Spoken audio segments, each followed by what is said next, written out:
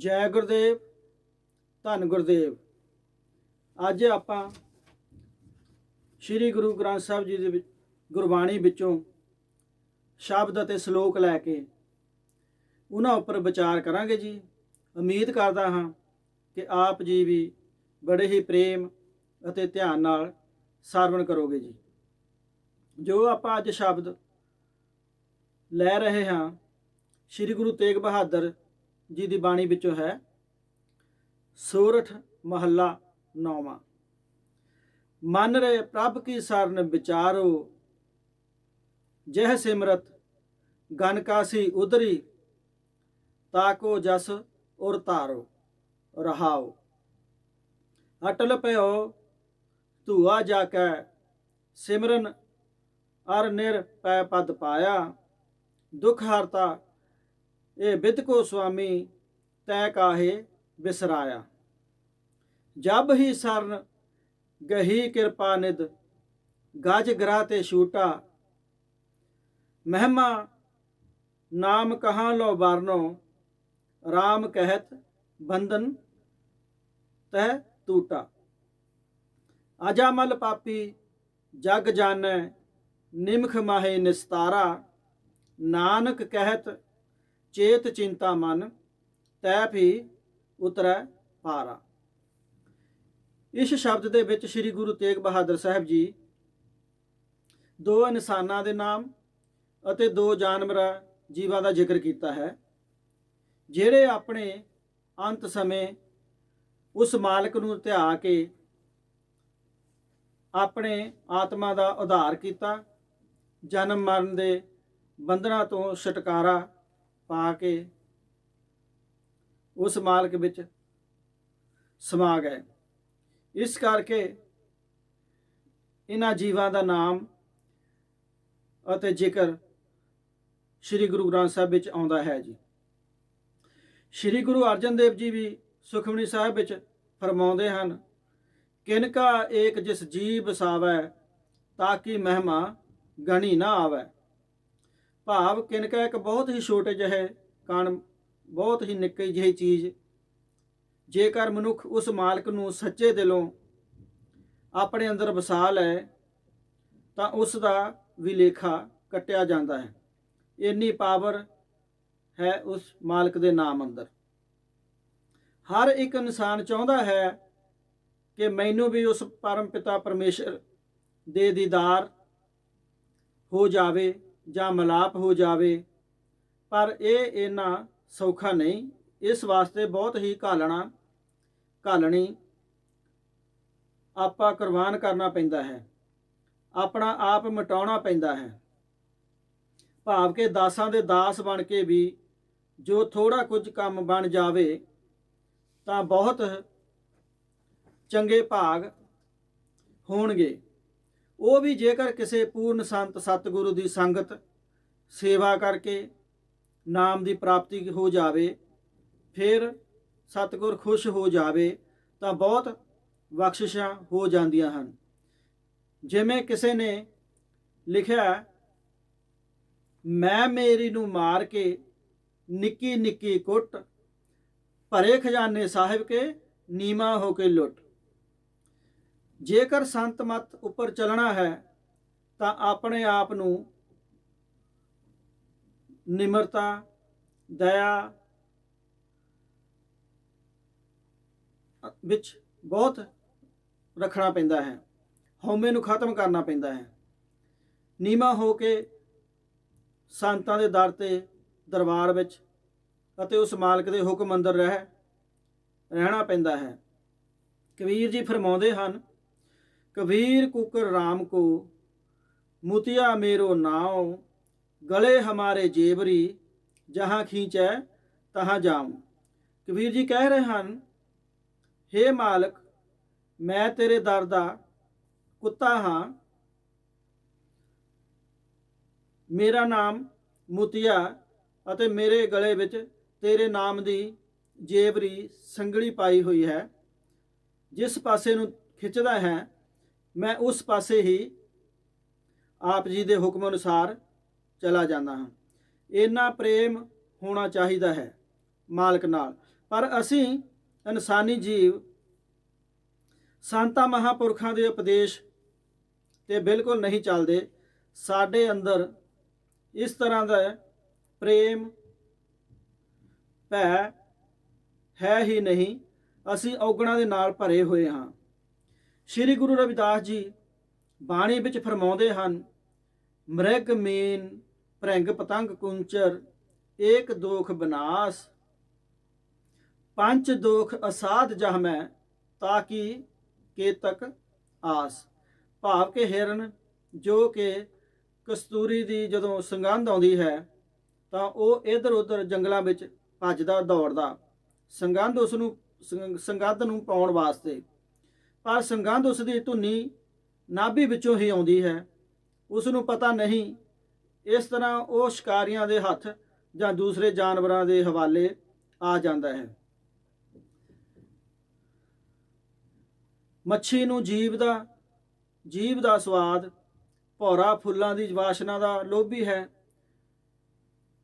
ਭੰਬਟ ਪਤੰਗਾ ਦੀਵੇ ਦੇ ਪ੍ਰਕਾਸ਼ ਦਾ ਆਸ਼ਕ ਹੈ, ਤੇ ਹਾਥੀ ਨੂੰ ਕਾਮ ਵਾਸ਼ਨਾ ਹੁੰਦੀ ਹੈ। ਇਹਨਾਂ ਵਿੱਚ ਸਿਰਫ ਇੱਕ ਹੀ ਦੋਸ਼ ਹੈ, ਜਿਸ ਕਾਰਨ ਇਹ ਆਪਣੇ ਰਸਤੇ ਤੋਂ ਭਟਕ ਉਖੜ ਜਾਂਦੇ ਹਨ, ਆਪਣਾ ਜੀਵਨ ਨਾਸ਼ ਕਰ ਲੈਂਦੇ ਹਨ। ਪਰ ਸਾਡੇ ਇਨਸਾਨਾਂ ਅੰਦਰ ਪੰਜ ਹਨ। ਸਾਡਾ ਜ਼ਿਆਦਾ ਔਖਾ ਹੈ। ਸਾਨੂੰ ਮਾਲਕ ਨੇ ਇਹ ਇਨਸਾਨੀ ਜਾਮਾ, ਜੋ ਕਿ ਬਹੁਤ ਹੀ ਉੱਚੇ ਭਾਗਾਂ ਕਾਰਨ ਮਿਲਦਾ ਹੈ, ਤੇ ਉਸ ਮਾਲਕ ਦੀ ਪ੍ਰਾਪਤੀ ਵਾਸਤੇ ਸਾਰੇ ਸੁੱਖ ਵੀ ਦਿੱਤੇ ਹਨ। ਸੋਚਣ ਸਮਝਣ ਲਈ ਦਿਮਾਗ ਵੀ ਦਿੱਤਾ ਹੈ। ਚੰਗੀ ਮਾੜੀ ਗੱਲ ਸੋਚ ਸਮਝ ਸਕਦੇ ਹਾਂ। ਬੋਲਣ ਲਈ ਜ਼ੁਬਾਨ, ਹੱਥ ਪੈਰ, ਸੇਵਾ ਕਰਨ ਵਾਸਤੇ ਸਭ ਕੁਝ ਦਿੱਤਾ। ਪਰ ਅਸੀਂ ਫਿਰ ਵੀ ਕਾਮ, ਕ੍ਰੋਧ, ਲੋਭ, ਮੋਹ, ਹੰਕਾਰ ਇਹਨਾਂ ਦੀ ਲਪੇਟ ਵਿੱਚ ਆ ਹੀ ਜਾਂਦੇ ਹਾਂ। ਕੋਈ ਨਾ ਕੋਈ ਦੋਸ਼ ਘੇਰ ਹੀ ਲੈਂਦਾ ਹੈ। ਅਸੀਂ ਸੋਚਦੇ ਹਾਂ ਕਿ ਸਾਨੂੰ ਨਾਮ ਦੀ ਪ੍ਰਾਪਤੀ ਹੋ ਗਈ ਹੈ, ਬਸ ਅਸੀਂ ਹੁਣ ਸਿੱਧੇ ਸੱਚਖੰਡ ਹੀ ਜਾਣਾ ਹੈ। ਬਿਲਕੁਲ ਗਲਤ। ਅਸੀਂ ਨਾਮ ਨੂੰ ਬਿਨਾਂ ਸਿਮਰੇ, ਬਿਨਾਂ ਭਜਨ ਕੀਤੇ ਸੇਵਾ ਉਸ ਮਾਲਕ ਨੂੰ ਪਾਉਣ ਵਾਸਤੇ ਬਹੁਤ ਹੀ ਘੋਰ ਤਪੱਸਿਆ ਕਰਨੀ ਪੈਂਦੀ ਹੈ। ਉਸ ਦੇ ਹੁਕਮ ਭਾਣੇ ਵਿੱਚ ਰਹਿਣਾ ਤੇ ਮੰਨਣਾ ਪੈਂਦਾ ਹੈ। ਸੰਤ ਸਤਿਗੁਰੂ ਮਹਾਂਪੁਰਖ ਸਾਨੂੰ ਇਹਨਾਂ ਮਾੜੀਆਂ ਚੀਜ਼ਾਂ ਦਾ ਸੇਵਨ ਖਾਣ ਤੋਂ ਵੀ ਰੋਕਦੇ ਹਨ, ਜਿਵੇਂ ਕਿ ਮੀਟ, ਅੰਡੇ, ਮੱਛੀ, ਸ਼ਰਾਬ, ਤੰਬਾਕੂ, ਸਿਗਰਟ ਦੀ ਵਰਤੋਂ ਨਹੀਂ ਕਰਨੀ। ਉੱਚਾ ਸੁੱਚਾ ਜੀਵਨ ਵਿੱਚ ਆਪਣਾ ਆਚਰਣ ਵੀ ਉੱਚਾ ਸੁੱਚਾ ਰੱਖਣਾ। ਮਾਲਕ ਦਾ ਨਾਮ, ਸੇਵਾ, ਭਜਨ ਕਰਕੇ ਆਪਣਾ ਜੀਵਨ ਚੰਗੀ ਤਰ੍ਹਾਂ ਅੱਛੇ ਇਨਸਾਨ ਬਣ ਕੇ ਜਿਉਣਾ ਹੈ। ਪਰ ਇਹਨਾਂ ਮਾੜੀਆਂ ਚੀਜ਼ਾਂ ਨੂੰ ਨਾ ਖਾਣ ਪੀਣ ਤੋਂ ਇਲਾਵਾ, ਜੋ ਕਿ ਅਸੀਂ ਖਾਂਦੇ ਵੀ ਨਹੀਂ, ਪੀਂਦੇ ਵੀ ਨਹੀਂ, ਉਹ ਇਹਨਾਂ ਤੋਂ ਵੀ ਮਾੜੀਆਂ ਹਨ। ਉਹ ਕਿਹੜੀਆਂ? ਜਿਵੇਂ ਝੂਠ, ਨਿੰਦਿਆ, ਚੁਗਲੀ, ਨਫ਼ਰਤ, ਦਵੈਸ਼, ਠਗੀਆਂ, ਚਲਾਕੀਆਂ, ਹੰਕਾਰ, ਧੋਖਾ, ਮੈਂ ਮੇਰੀ, ਹਉਮੈ, ਈਰਖਾ ਕਰਨੀ, ਲਾਲਚ, ਬਹੁਤ ਸਾਰੀਆਂ ਹਨ। ਜੇਕਰ ਅਸੀਂ ਉਹ ਬੁਰੀਆਂ ਚੀਜ਼ਾਂ ਖਾਣ ਤੋਂ ਬਚੇ ਹਾਂ ਤਾਂ ਅਸੀਂ ਆਪਣਾ ਦਿਮਾਗ ਇਹਨਾਂ ਮਾੜੀਆਂ ਭੈੜੀਆਂ ਸੋਚਾਂ ਨਾਲ ਭਰਿਆ ਹੋਇਆ ਹੈ। ਬਹੁਤ ਜ਼ਹਿਰ ਬਣਾਈ ਬੈਠੇ ਹਾਂ ਅੰਦਰ। ਇਸ ਕਰਕੇ ਦੁਖੀ ਹਾਂ, ਭਟਕਦੇ ਹਾਂ, ਟਿਕਾਓ ਨਹੀਂ ਹੈ, ਸ਼ਾਂਤੀ ਨਹੀਂ ਹੈ, ਕਿਉਂਕਿ ਸਾਡੇ ਅੰਦਰ ਦਇਆ, ਭਲਾਈ, ਸਬਰ, ਪ੍ਰੇਮ, ਪਿਆਰ, ਨਿਮਰਤਾ, ਸਹਿਨਸ਼ੀਲਤਾ, ਭਾਈਚਾਰਾ, ਇਨਸਾਨੀਅਤ, ਚੰਗਾ ਵਿਵਹਾਰ ਕਰਨਾ, ਆਦਰ ਸਤਿਕਾਰ, ਬਹੁਤ ਸਾਰੇ ਚੰਗੇ ਗੁਣ ਹੋਰ ਹਨ। ਇਹ ਨਹੀਂ ਹਨ, ਘੱਟ ਹਨ। ਜੇਕਰ ਅਸੀਂ ਸਾਰੀਆਂ ਬੁਰਾਈਆਂ ਨੂੰ ਕੱਢ ਕੇ ਆਪਣੇ ਅੰਦਰ ਚੰਗੇ ਸੁਭਾਅ, ਚੰਗੇ ਗੁਣ ਪੈਦਾ ਕਰ ਲਈਏ ਤਾਂ ਸਾਨੂੰ ਬਹੁਤ ਹੀ ਜਲਦੀ ਅਤੇ ਸੌਖਾ ਉਸ ਮਾਲਕ ਨਾਲ ਮਿਲਾਪ ਹੋ ਜਾਵੇਗਾ। ਪਰਮਾਤਮਾ ਸਿਰਫ ਪ੍ਰੇਮ ਭਗਤ ਦਾ ਭੁੱਖਾ ਹੈ। ਉਸ ਨੂੰ ਹੰਕਾਰ, ਨਿੰਦਿਆ, ਚੁਗਲੀ, ਮਾੜੇ ਕੰਮ ਨਹੀਂ ਪਾਉਂਦੇ। ਪਰ ਇਹ ਸਾਰਾ ਕੁਝ ਪ੍ਰਾਪਤ ਕਰਨ ਵਾਸਤੇ ਬਹੁਤ ਹੀ ਉੱਚੀ ਸੁੱਚੀ ਭਾਵ, ਚੰਗੀ ਸੋਚ ਰੱਖਣੀ ਪੈਂਦੀ ਹੈ। ਪਰਮਾਤਮਾ ਕਰੇ ਸਾਰਿਆਂ ਵਿੱਚ ਚੰਗੇ ਗੁਣ ਭਰੇ, ਤਾਂ ਕਿ ਉਸ ਪਰਮਾਤਮਾ ਦੇ ਦੀਦਾਰ, ਉਸ ਦੀ ਖੁਸ਼ੀ ਪ੍ਰਾਪਤ ਕਰ ਸਕੀਏ। ਜਿਵੇਂ ਸ੍ਰੀ ਗੁਰੂ ਗੋਬਿੰਦ ਸਿੰਘ ਜੀ ਨੇ ਫਰਮਾਇਆ, ਸਾਚ ਕਹੂੰ ਸੁਣ ਲਿਹੋ ਸਭੈ, ਜਿਨ ਪ੍ਰੇਮ ਕੀਓ ਤਿਨ ਹੀ ਪ੍ਰਭ ਪਾਇਓ। ਸ੍ਰੀ ਕਬੀਰ ਜੀ ਵੀ ਬਾਣੀ ਵਿੱਚ ਫਰਮਾਉਂਦੇ ਹਨ, ਪਹਿਲਾ ਮਰਨ ਕਬੂਲ ਜੀਵਨ ਕੀ ਛੱਡ ਆਸ, ਹੋ ਸਭਨਾ ਕੀ ਰੇਨਕਾ ਤੋ ਆਓ ਹਮਾਰੇ ਪਾਸ। ਕਬੀਰ ਜੀ ਸਮਝਾ ਰਹੇ ਹਨ ਕਿ ਹੇ ਇਨਸਾਨ, ਪਹਿਲਾਂ ਆਪਣੇ ਆਪ ਨੂੰ ਮਿਟਾ, ਹਉਮੈ ਨੂੰ ਖਤਮ ਕਰ, ਦੁਨਿਆਵੀ ਸੁੱਖਾਂ ਦੀ ਆਸ਼ ਛੱਡ, ਲਾਲਚ ਛੱਡ ਅਤੇ ਸੰਗਤਾਂ ਦੇ ਚਰਨਾਂ ਦੀ ਧੂੜ ਦੀ ਵੀ ਧੂੜ ਬਣ ਕੇ ਆ ਇਸ ਰਸਤੇ ਤੇ ਆਉਣਾ ਹੈ। ਜੇਕਰ ਉਸ ਮਾਲਕ ਨੂੰ ਮਿਲਣਾ ਹੈ, ਨਹੀਂ ਤਾਂ ਫਜ਼ੂਲ ਹੈ ਸਭ ਕੁਝ ਕਰਨਾ। ਇੱਕ ਪਰਮਾਤਮਾ ਦਾ ਨਾਮ ਹੀ ਹੈ ਜਿਸ ਨੂੰ ਜਪਣ ਨਾਲ, ਆਪਣੇ ਹਿਰਦੇ ਅੰਦਰ ਵਸਾਉਣ ਨਾਲ ਹੀ ਸਾਰੇ ਦੁੱਖਾਂ ਕਲੇਸ਼ਾਂ ਦਾ ਨਾਸ ਹੁੰਦਾ ਹੈ। ਅਤੇ ਜੋ ਵੀ ਇਨਸਾਨ ਉਸ ਪਰਮਾਤਮਾ ਨਾਲ ਪ੍ਰੇਮ ਪਾ ਲੈਂਦਾ ਹੈ, ਇਸ਼ਕ ਕਰਦਾ ਹੈ, ਉਹ ਫਿਰ ਕਿਸੇ ਨਾ ਕਿਸੇ ਬਹਾਨੇ ਆਪਣੇ ਪਿਆਰਿਆਂ ਨੂੰ, ਸੇਵਕਾਂ ਨੂੰ ਦੀਦਾਰ ਦੇ ਹੀ ਦਿੰਦਾ ਹੈ ਅਤੇ ਫਿਰ ਉਸ ਦਾ ਜੀਵਨ ਦੁਨੀਆ ਤੇ ਆਣਾ ਜਾਣਾ, ਜਨਮ ਮਰਨ ਤੋਂ ਰਹਿਤ ਕਰ ਦਿੰਦਾ ਹੈ। ਉਸ ਆਤਮਾ ਦਾ ਉਧਾਰ ਹੋ ਜਾਂਦਾ ਹੈ, ਮੁਕਤੀ ਹੋ ਜਾਂਦੀ ਹੈ। ਉਹ ਜੀਵ ਉਸ ਮਾਲਕ ਦੀ ਜੋਤ ਵਿੱਚ ਹੀ ਸਮਾ ਜਾਂਦਾ ਹੈ। ਇਸ ਕਰਕੇ ਸਤਸੰਗ ਵਿੱਚ ਆਉਣਾ, ਬੈਠਣਾ, ਸੁਣਨਾ ਬਹੁਤ ਹੀ ਧਿਆਨ ਦੀ ਜ਼ਰੂਰਤ ਹੁੰਦੀ ਹੈ, ਕਿਉਂਕਿ ਪ੍ਰਮਾਤਮਾ ਆਪ ਸਤ ਸੰਗਤ ਵਿੱਚ ਆ ਕੇ ਬੈਠਾ ਹੁੰਦਾ ਹੈ। ਆਪਾਂ ਬਹੁਤ ਸਾਰੀਆਂ ਸਾਖੀਆਂ ਵਿੱਚ ਸੁਣਦੇ ਹਾਂ, ਪ੍ਰਮਾਤਮਾ ਨੂੰ ਮਿਲਣ ਵਾਸਤੇ ਸਭ ਤੋਂ ਪਹਿਲਾਂ ਸਤ ਸੰਗਤ ਕਰਨੀ ਬਹੁਤ ਜ਼ਰੂਰੀ ਹੈ, ਕਿਉਂਕਿ ਸ੍ਰੀ ਗੁਰੂ ਗ੍ਰੰਥ ਸਾਹਿਬ ਵਿੱਚ ਵੀ ਫਰਮਾਇਆ ਗਿਆ ਹੈ, ਮੇਰੇ ਮਾਧੋ ਜੀ ਸਤ ਸੰਗਤ ਮਿਲੇ ਸੋ ਤਰਿਆ। ਜੋ ਵੀ ਇਨਸਾਨ ਜੀਵ ਭਵਜਲ ਤਰਿਆ, ਉਹ ਸੰਤਾਂ ਮਹਾਂਪੁਰਖਾਂ ਦੀ ਸੰਗਤ ਕਰਕੇ, ਸਤਸੰਗ ਸੁਣ ਕੇ ਹੀ ਤਰਿਆ। ਕਦੇ ਵੀ ਕੋਈ ਕਿਸੇ ਪ੍ਰਧਾਨ ਮੰਤਰੀ, ਮੁੱਖ ਮੰਤਰੀ ਜਾਂ ਹੋਰ ਮਾੜੀਆਂ ਸੰਗਤਾਂ ਨਾਲ ਨਹੀਂ ਤਰਿਆ।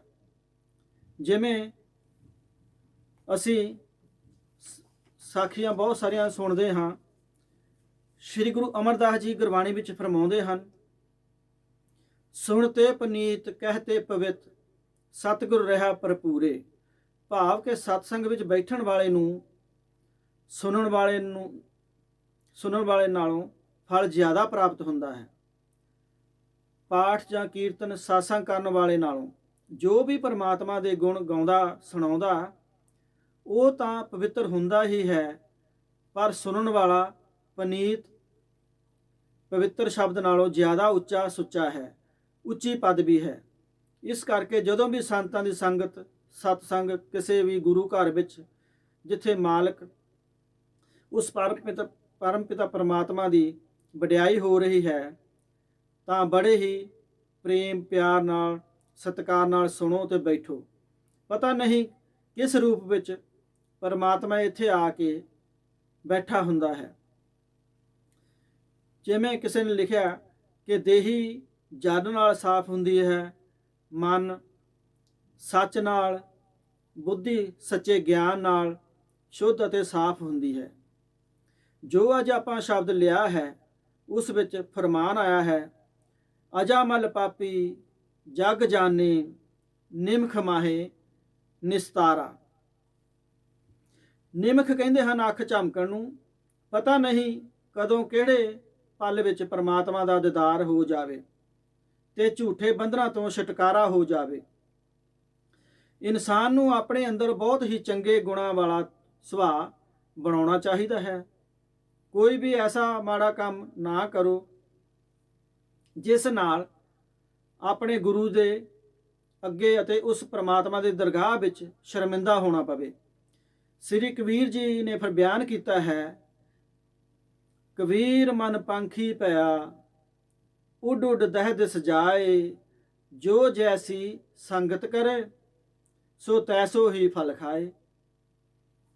ਇਨਸਾਨ ਉੱਪਰ ਸੰਗਤ ਦਾ ਬਹੁਤ ਛੇਤੀ ਅਸਰ ਹੁੰਦਾ ਹੈ। ਜੇਕਰ ਮਾੜੀ ਸੰਗਤ ਕਰਾਂਗੇ ਤਾਂ ਜੁਹਾਰੀ, ਸ਼ਰਾਬੀ, ਠੱਗਾਂ, ਚੋਰਾਂ, ਚੁਗਲਖੋਰਾਂ, ਲਾਲਚੀ ਲੋਕਾਂ ਦੀ ਸੰਗਤ ਕਰਾਂਗੇ ਤਾਂ ਉਸ ਤਰ੍ਹਾਂ ਦਾ ਹੀ ਸੁਭਾਅ ਤੇ ਪ੍ਰਭਾਵ ਪੈਂਦਾ ਹੈ। ਜੇਕਰ ਚੰਗੇ ਨੇਕ ਇਨਸਾਨਾਂ, ਸਾਧ-ਸੰਗੀਆਂ ਦੀ, ਗੁਰਮੁਖਾਂ ਦੀ ਸੰਗਤ ਕਰਾਂਗੇ ਤਾਂ ਚੰਗੇ ਗੁਣ ਪ੍ਰਾਪਤ ਕਰਾਂਗੇ ਤੇ ਸੁਭਾਅ ਵੀ ਚੰਗਾ ਬਣੇਗਾ। ਇਸ ਕਰਕੇ ਇਹ ਇਨਸਾਨੀ ਜੀਵਨ ਨੂੰ ਐਵੇਂ ਹੀ ਨਾ ਗਵਾ ਦਈਏ।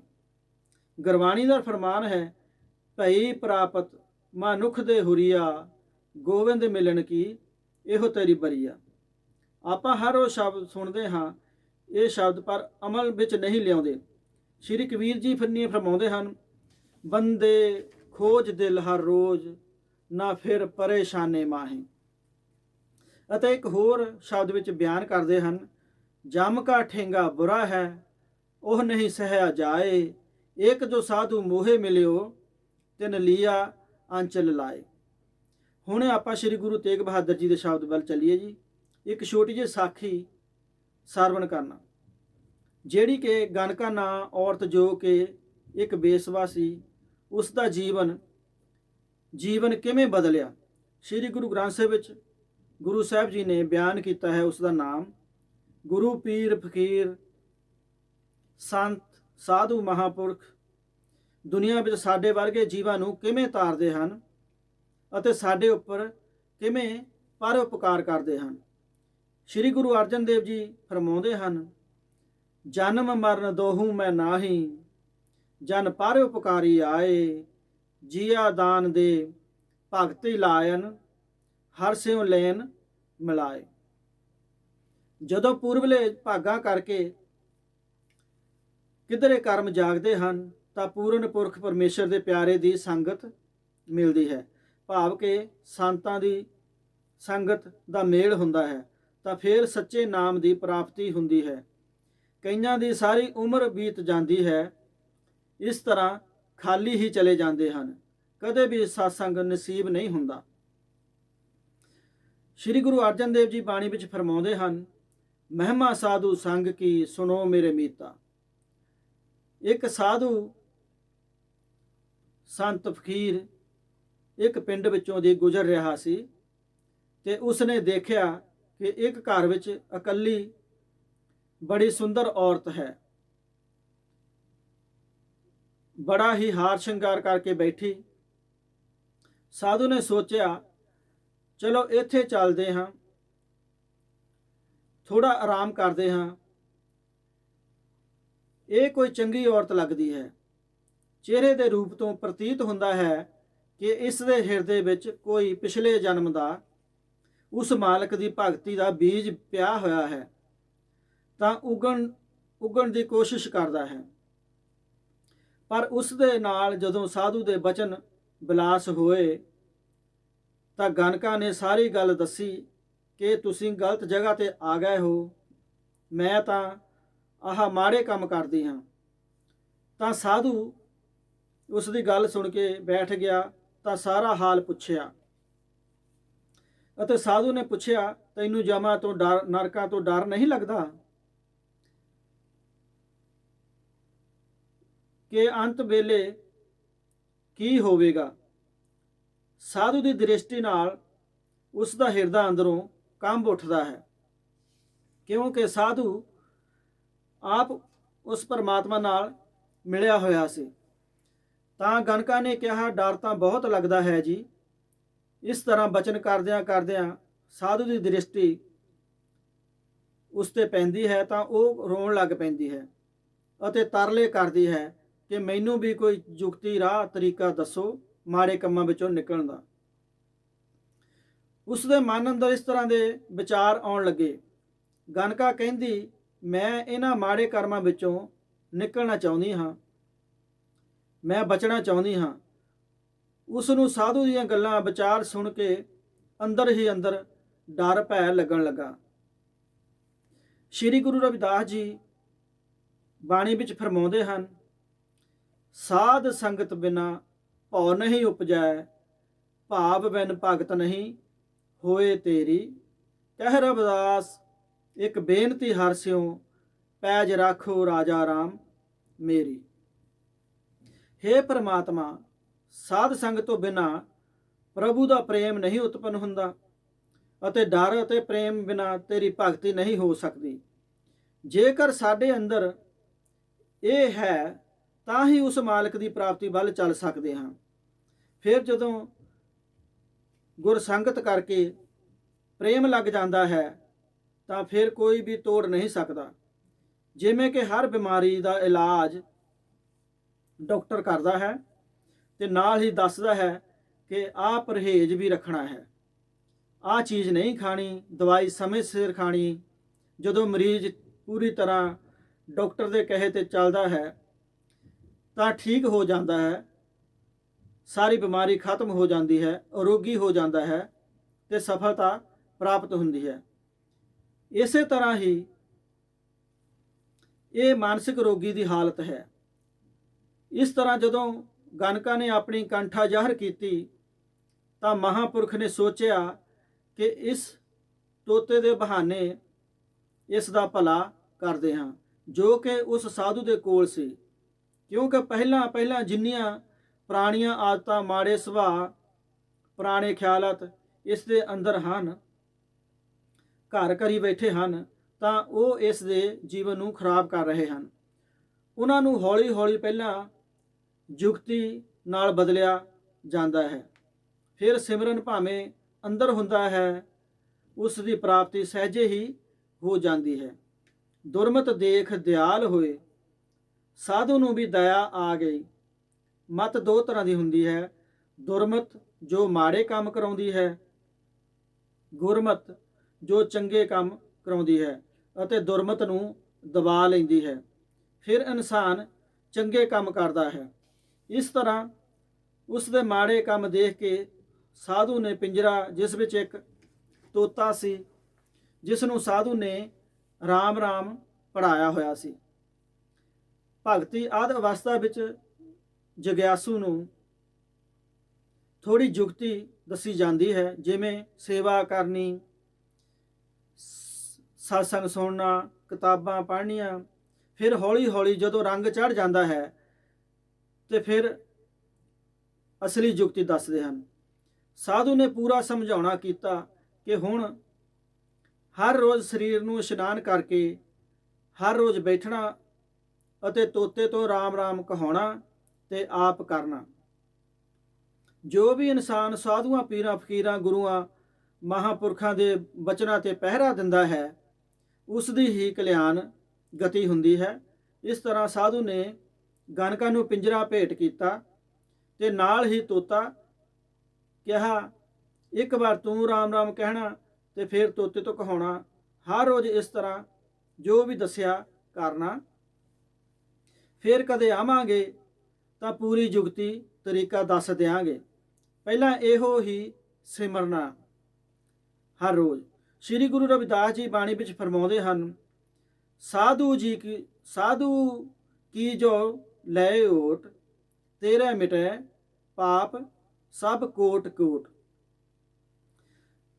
ਸ੍ਰੀ ਗੁਰੂ ਅਰਜਨ ਦੇਵ ਜੀ ਬਾਣੀ ਵਿੱਚ ਫਰਮਾਉਂਦੇ ਹਨ, ਸੂਹੀ ਮਹੱਲਾ ਪੰਜਵਾਂ, ਕਰਮ ਧਰਮ ਪਖੰਡ ਜੋ ਦੀਸੈ, ਤਿੰਨ ਜਮ ਜਗਾਤੀ ਲੂਟੈ, ਨਿਰਵਾਣ ਕੀਰਤਨ ਗਾਵੋ ਕਰਤੇ ਕਾ, ਨਿਮਖ ਸਿਮਰਤ ਜਿਤ ਛੂਟੈ।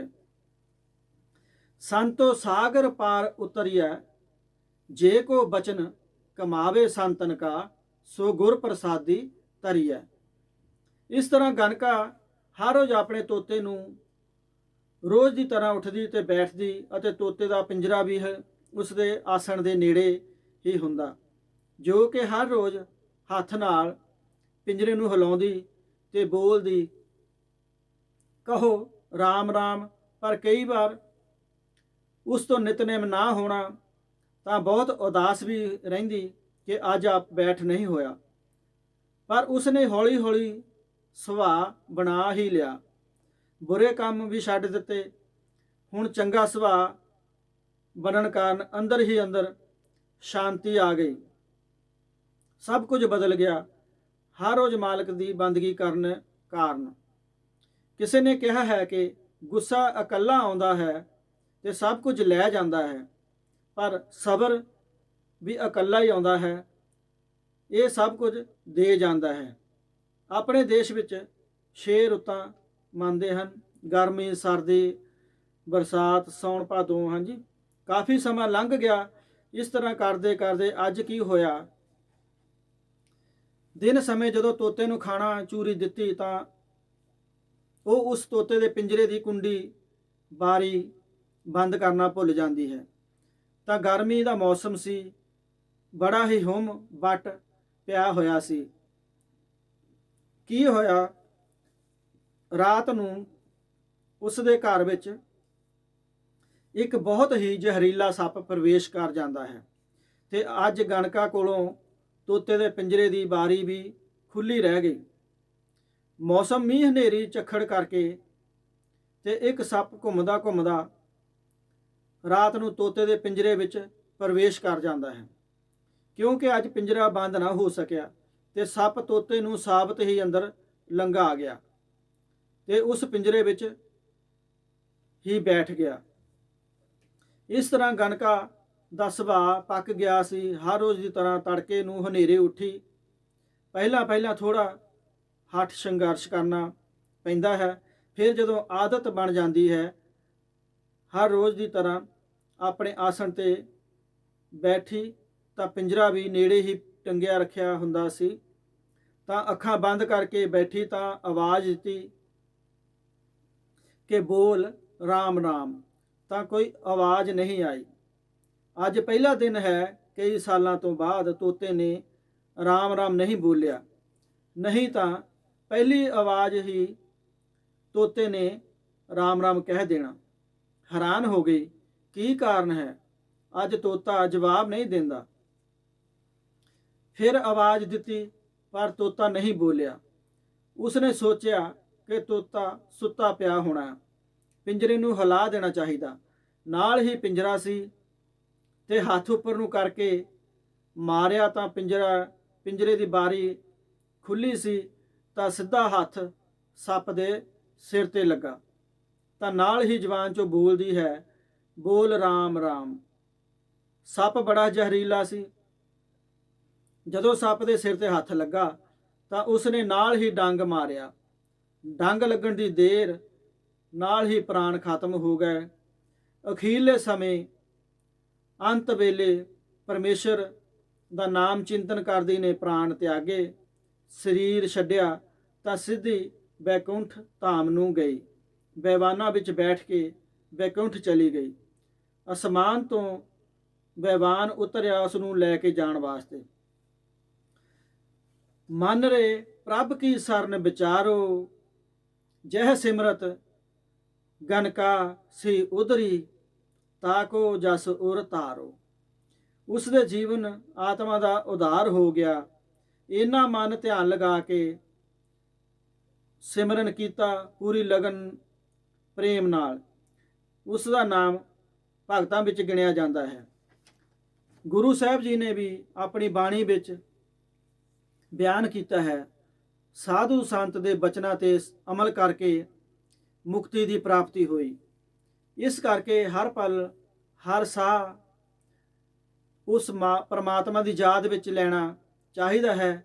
ਪਤਾ ਨਹੀਂ ਕਿਹੜਾ ਸਵਾਸ ਹੇਠਾਂ ਰਹਿ ਜਾਣਾ ਜਾਂ ਉੱਪਰ। ਆਪਣੇ ਗੁਰੂ ਜੀ ਦੇ ਕਹਿਣੇ ਤੇ ਭਜਨ ਸਿਮਰਨ ਕਰਨਾ ਚਾਹੀਦਾ ਹੈ ਤਾਂ ਕਿ ਅਸੀਂ ਵੀ ਆਪਣੀ ਆਤਮਾ ਦਾ ਉਧਾਰ ਕਰ ਸਕੀਏ ਜੀ, ਜਿਸ ਕਰਕੇ ਆਪਾਂ ਸਤਸੰਗ ਵਿੱਚ ਆਉਂਦੇ ਹਾਂ ਜੀ। ਜੈ ਗੁਰਦੇਵ, ਧੰਨ ਗੁਰਦੇਵ।